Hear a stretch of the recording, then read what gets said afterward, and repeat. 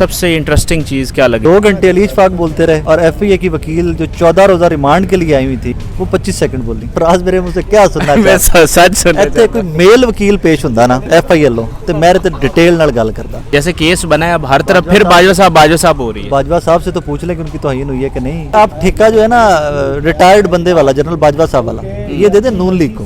ایک ارشد شریف سی ایک عمران ریاض. آپ کو کیسے پتہ چلا کہ ان کو گرفتار کیا جا رہا ہے؟ عمران بھی نے ٹویٹ کیا تھا.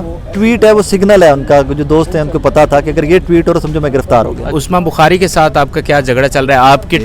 آپ کی ویڈیو پہ انہوں نے ٹویٹ کیا کہ اب آپ ہمیں معاشیات سکھائیں گے یا آپ ہماری معاشیات بہتر کریں گے. میری بہن ہے. میں نے پہلے بھی ان کا جواب نہیں دینا تھا. مجھے آپ جیسے دوستوں نے انگل کرا کے جواب دیا ہے. جو آپ نے پہلے بھی زیادتی کی تھی آپ نے ٹویٹ والی پھر بھی زیادتی کی ہے, لیکن میں تو نہیں لڑنا. ناظرین, ضلع کچہری میں ہم موجود ہیں جہاں پر عمران ریاض صاحب کے کیس کی سماعت ہوئی ہے. سینئر صحافی رائے ثاقب صاحب ہمارے ساتھ موجود ہیں. ثاقب بھائی بہت شکریہ ٹائم دینے کا. بتائیے گا آج کی جو سماعت ہے اس میں آپ کو سب سے انٹرسٹنگ چیز کیا لگی, سب سے انٹرسٹنگ دلائل کو واقعہ؟ 2 گھنٹے علی اشفاق بولتے رہے اور ایف آئی اے کی وکیل جو 14 روزہ ریمانڈ کے لیے آئی ہوئی تھی, ان کی استدعا 14 روزہ ریمانڈ تھی عمران بھائی کی, وہ 25 سیکنڈ بولی. یہ سب سے انٹرسٹنگ تھا. ہاں, تو یہ بتائیے گا کہ یہ تو کہہ رہے ہیں کہ باجوہ صاحب کی توہین ہوئی ہے, تو یہ تو جیسے کیس بنا ہے اب ہر طرف پھر باجوہ صاحب ہو رہی ہے. باجوہ صاحب سے تو پوچھ لیں کہ ان کی توہین ہوئی ہے کہ نہیں, کیونکہ وہ تو انہوں نے تو نہیں کیس کیا. ایف آئی آر ان کے کہنے پہ تو نہیں ہوئی, ان کی مدعیت میں تو نہیں ہوئی. ایف آئی آر آپ ہی ایف آئی آر دے کے بھجا پھر رہے, ادھر ادھر بھجے جاندے نے.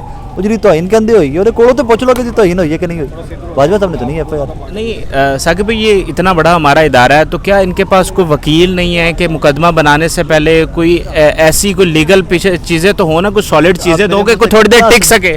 فراز میرے منہ سے کیا سننا سچ سن ایتھے کوئی میل وکیل پیش ہوندا نا ایف آئی اے لو تے میرے تے ڈیٹیل نال گل کردا. میری وہ بہن ہے, میری وہ بیٹی ہے جو ایف آئی اے کی وکیل پیش ہوئی تھی, تو میں ان کے اوپر ڈیٹیل میں بات نہیں کرنا چاہتا. وہ بس چھڈو ہے, ٹھیک ہے. اچھا چلو, میں یہ جاننا چاہتا ہوں کہ ہاؤ اٹ ورکس کے ایک مثال ہے کہ اوپر سے کسی کو عمران ریاض صاحب اچھے نہیں لگتے تو انہوں نے فون کر دیا کہ جناب اس پہ کچھ کرو, تو انہوں نے کچھ کر دیا, کوئی چیز نکالی, کوئی ویڈیو نکالی اور مقدمہ بنا دیا. کیا ایسے ہوتا ہے؟ کیا ڈائریکٹر کی بات کر رہے ہیں ایف آئی اے کے, ڈپٹی ڈائریکٹر کی بات کر رہے ہیں, شہباز شریف صاحب کی بات کر رہے ہیں, کس کی بات کر رہے ہیں؟ میں بس یہ آپ سے جاننا چاہ رہا ہوں کہ کوئی بھی شخص ہو مقتدر حلقوں میں, کوئی مقتدر حلقے کیا ہوتے ہیں فراز؟ اسٹیبلشمنٹ ہو سکتی ہے, ہماری سیاسی جماعتیں, اسٹیبلشمنٹ کس کو, ہماری فوج ہو سکتی ہے, کوئی ریٹائر بندہ ہو سکتا ہے. نہیں, ریٹائر بندہ تو کہتا ہے میں گمنامی کی زندگی گزارنا چاہتا ہوں, تو آپ اور میں بھی اس کو گمنامی کی زندگی گزارنے دیتے ہیں نا, ٹر گیا. اب یہ آپ ٹھیکہ جو ہے نا ریٹائرڈ بندے والا جنرل باجوہ صاحب والا یہ دے دیں نون لیگ کو. انہوں نے یہ ٹھیکہ لے لیا, مریم بی بی نے یہ ٹھیکہ لے لیا. ہر جلسے جلوس دے وچ تانوں پتہ لگے گا کہ یہ ٹھیکہ اب نون لیگ نے لے لیا. سو نون لیگ کو کرنے دیں ان کا کام, ہم بات. تو یہ نون لیگ پہ اتنے کیسز تھے وہ ان کے معاف ہوئے اور وہ جیسے جہازوں میں پروٹوکول کے ساتھ لائے گئے, اور عمران ریاض جیسا بندہ جس نے اسٹرگل کی, جو ایک رپورٹر تھا پھر اتنا بڑا صحافی بنا ہے, کیا وہ اس لیے مشہور ہوا ہے یا صحافی بنا ہے کہ وہ عدالتوں میں پیش ہو اور ان کے کیسز ختم ہو جائیں؟ ہر مشہور آدمی عدالتوں میں پیش ہوتا ہے, کیونکہ آپ جتنے مشہور ہوتے جو کہ آپ کا امپیکٹ اتنا زیادہ ہوتا ہے, آپ اثر زیادہ اتنا رکھتے ہو عوام کے ذہنوں کے اوپر. میرا فون آپ چیک کریں, میرا فون رات کو ہینگ ہو گیا کہ مجھے اتنے واٹس ایپ میسیجز آئے تو میں واٹس ایپ کھول بیٹھا تو میرا فون ہی ہینگ ہو گیا کہ عمران بھائی کا خیال رکھنا ہے آپ نے, عمران بھائی کا خیال رکھنا ہے, آپ لوگ ہمیں بتاتے رہیے گا. یار جس بندے سے عوام اتنی محبت کرتی ہے تو اس کا امپیکٹ بھی تو دیکھیں نا, اس کی بات کتنا ہوگا. پرابلم اس سوچ کو دبانا ہوتا ہے, پرابلم اس آواز کو دبانا ہوتا ہے جو عمران ریاض ایٹ دس مومنٹ اکیلا اٹھا رہا ہے. ایک ارشد شریف سی ایک عمران ریاض, آپ میں باقی صحافی, میں تو کہنا سی صحافی بھی نہیں ہے, سانو مجھے بھی ڈر لگتا ہوگا کدھر نہ کدھر. ہم بہت بونے لوگ ہیں, بہت چھوٹے قد کے لوگ ہیں, اور ہم اس تناور درخت کو بچانے کی کوشش کر رہے ہیں جس کا نام عمران ریاض خان ہے. ایک تناور درخت ہم نے خود ضائع کر بیٹھے ہیں ہم. ارشد شریف چلو جا رہے جی پاکستان سے, سانو باہر آ جانا چاہیے تھا نا, کیوں جا رہے ہو, وی ول سٹ دیئر اینڈ پروٹیکٹ. سو اب ہے عمران ریاض کی باری, نہیں آن دیں گے انشاءاللہ, نہیں آن دیں گے. جس دن آئین اور قانون توڑے گا آپ سے پہلے ہم اس کو ڈکلیئر کریں گے کہ یہ غدار ہے, پکڑو اس کو, ہم تمہارے ساتھ. جب تک وہ کچھ آئین نہیں توڑتا, کوئی غداری کوئی اس طرح کی بات نہیں کرتا کہ جس کے اوپر آپ اس کو اکاؤنٹیبل ٹھہرائیں, ہم آپ کو نہیں ٹھہرانے دیں. اچھا ثاقب بھائی, سب سے پہلے آپ ایئرپورٹ پر پہنچے تو میں تھوڑا سا یہ بھی جاننا چاہتا ہوں کہ آپ کو کیسے پتہ چلا کہ ان کو گرفتار کیا جا رہا ہے, اور وہ جو صورتحال ہے وہ ڈیٹیل میں بتا چکا ہوں, ڈیٹیل میں بتا چکا ہے. ہمارے ناظرین کو بھی بتائیے گا ذرا. تھوڑے ناظرین کو پہلے دیکھ لیا گا. چلو, فراز بھی میرا بڑا پیارا بھائی ہے, مجھے بڑا پیار ہے فراز سے, کیونکہ فراز کی اسٹرگل جو ہے نا, اس کی جو محنت ہے میں نے اپنی آنکھوں سے وٹنس کی ہے. اچھا میرے بھائی, تو ہوا یہ کہ عمران بھی نے ٹویٹ کیا تھا एक ट्वीट है वो सिग्नल है उनका, जो दोस्त हैं उनको पता था कि अगर ये ट्वीट हो तो समझो मैं गिरफ्तार हो गया। अच्छा। वो ट्वीट जब आई है तो मैंने इमरान भाई को कॉल किया तो उन्होंने मुझे बताया कि जी मेरा सामान ले लिया उन्होंने, फ़ोन मेरे पास है और फ़ोन भी ले रहे हैं, मांग रहे हैं मेरे से, हो सकता है तेरी मेरी लास्ट कॉल हो उसके बाद मेरा फ़ोन भी बंद हो जाए। इतनी बात मुझे थोड़ी डिटेल बताई कि मैं यूएई जा रहा था एंड ऑल दैट, और इतनी साथ ही भी मेरी उनसे बात हो रही है तो मैं भी उनको कह रहा हूँ कि भाईजान मैं एयरपोर्ट आने लगा। अच्छा। और फ़ोन बंद हो। ठीक। मैं उसके बाद एयरपोर्ट चला गया हूँ, फिर वहाँ पर कोई तरला मिन्नत इधर उधर करके कोई फ़ोन करके रात को दोस्तों यारों को उठा के कोई ट्रेस आउट किया कि इमरान भी हैं, बाकी गिरफ्तार हो गए, तो कंफर्म हो गया कि एफआईआर के पास है, गिरफ्तार हो गए। उसके बाद अगला मरहला ये था कि हमें डाउट ये था क्योंकि तब तक एफआईआर पब्लिक नहीं हुई थी, पता नहीं था कि कौन सी एफआईआर में उठाया।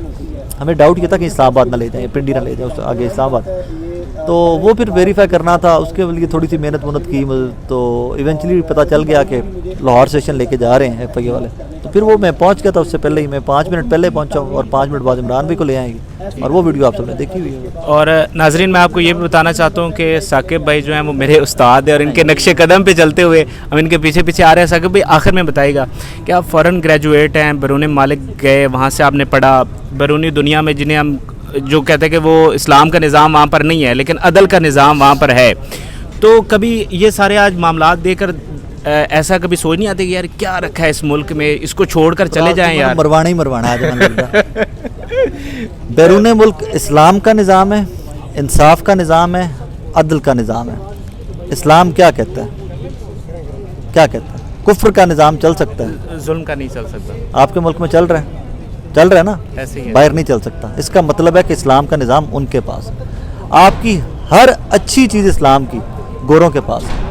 मज़हब का एक सिर्फ रंग छोड़ करना कि जी यह यहूदी है, यह क्रिश्चियन है, यह हिंदू है, यह सिख है, बाकी इस्लाम की हर अच्छी तालीम, हर अच्छी चीज़ उन लोगों ने अडेप्ट कर ली हुई, और जिन चीज़ों पे आप उनसे नफ़रत करते थे वो तमाम चीज़ें आपने अडेप्ट कर ली हुई। इस्लाम पहला मज़हब आया जिसने कहा जी कि बेटी, खातून, बहन, बीवी इसकी इज्जत है, उससे पहले जला के मार देते थे, कुओं में दबा देते थे, जिंदा गाड़ देते थे। गोरे की सोसाइटी में जाके देखिए औरत की इज्जत के, आप आंख भर के देखो ना, और औरत अगर कहे कि इसने मुझे गंदी नज़र से या मायूब से देखा है वो फड़िया जाएगा। ਤੁਹਾਡੇ ਕੋਲ ਇੱਥੇ ਰੋਜ਼ ਰੇਪ ਦੇ ਕੇਸ ਹੁੰਦੇ ਨੇ, ਤੁਸੀਂ ਅੱਜ ਵੀ ਧੀਆਂ ਭੈਣਾਂ ਮਾਰਦੇ ਹੋ, ਜਿਹੜੇ ਘਰ ਵਿੱਚ 2-3 ਧੀਆਂ ਜੰਮ ਪੈਣਾ ਤੇ ਅੱਗੋਂ ਲੋਕ ਕਹਿੰਦੇ ਨੇ आओ जी दुआ कराने चलिए पीर साहब को अल्लाह पाक पुत्र देवे। मतलब आज भी आपका डिमीनिंग बिहेवियर है, आप आज भी औरत की इज्जत वो नहीं कर सके जो हुज़ूर वसल्लम देके गए। इंसाफ की बात करते हैं, यहाँ पे रोडों के ऊपर बंदों को मार देते हैं। अरश शरीफ को कीनिया में मारा गया, कीनियन पुलिस ने मारा, जो भी हुआ कहानी छाड़ दो आगे। वहाँ पर एक परिंदे का बच्चा रोड के ऊपर गिर जाए ना घोंसले से, ट्रैफिक ब्लॉक होती है। वो सांप जिसके अंदर जहर है, जिसने आपको काटना है तो आपने मर जाना है, वो सांप सड़क क्रॉस कर रहा हो तो गाड़ियाँ रुक जाती हैं क्योंकि जानदार है, अल्लाह की मखलूक है। आपकी हर अच्छी चीज़ उनके पास है। मैं तो बड़ा बरमला ये कहता हूँ कि इस्लाम का निज़ाम उनके पास है, और उनका जो 14 साल पहले का गंदा निज़ाम था कुफ्र का, वो पाकिस्तान में हमारे पास है। अच्छा, मुझे आखिर में ये याद आ गया कि उस्मा बुखारी के साथ आपका क्या झगड़ा चल रहा है?